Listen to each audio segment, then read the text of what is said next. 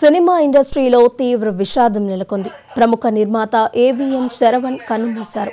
తమిళ సినీ పరిశ్రమలో అత్యంత గౌరవనీయమైన నిర్మాణ ఐకానిక్ ఏవిఎం ప్రొడక్షన్స్ శరవణన్ ఆరోగ్య సంబంధిత సమస్యల కారణంగా మరణించారు. తమిళం, తెలుగు, హిందీ, మలయాళం భాషల్లో 300కు పైగా సినిమాలను నిర్మించి సినీ పరిశ్రమలో ఒక అత్యున్నత వ్యక్తిగా నిలిచారు. 1945లో ఏవిఎం ప్రొడక్షన్స్ వ్యవస్థాపకుడు.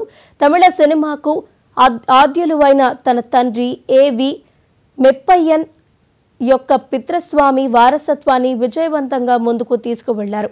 ఏవిఎం స్టూడియోస్ యాజమానిగా ఆయన ఆధునిక కాలంలో కూడా ఏవిఎం వారసత్వాన్ని నిలబెట్టడంలో కీలక పాత్ర పోషించారు. 1986లో ఆయన మద్రాస్ షరీఫ్గా కూడా ప్రజలకు సేవ చేశారు. ఇది సినిమా రంగానికి మించి సమాజంలో ఆయనకున్న గౌరవాన్ని ప్రతిబింబిస్తుంది. ఏవిఎన్ శరవణన్ అనేక మైలురాయి లాంటి సినిమాలతో అనుబంధం కలిగి ఉన్నారు.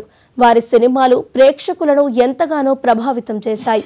ఆయన నిర్మాణ సంస్థ ద్వారా ఎంజీఆర్, శివాజీ గణేశన్, జెమినీ గణేశన్, రజనీకాంత్, కమల్ హాసన్ వంటి 5 తరాలకు చెందిన నటులతో సినిమాలు తీశారు.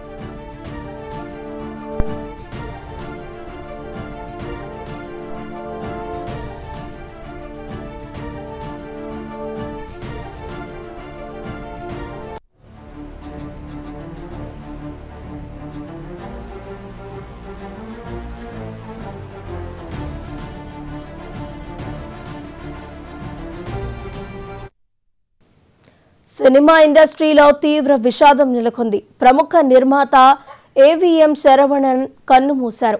తమిళ సినీ పరిశ్రమలో అత్యంత గౌరవనీయమైన నిర్మాణ ఐకానిక్ ఏవిఎం ప్రొడక్షన్స్ శరవణన్ అనారోగ్య సంబంధిత సమస్యల కారణంగా మరణించారు. తమిళం, తెలుగు, హిందీ, మలయాళం భాషల్లో 300కు పైగా సినిమాలను నిర్మించి సినీ పరిశ్రమలో ఒక అత్యున్నత వ్యక్తిగా నిలిచారు. 1945లో ఏవిఎం ప్రొడక్షన్స్ వ్యవస్థాపకుడు.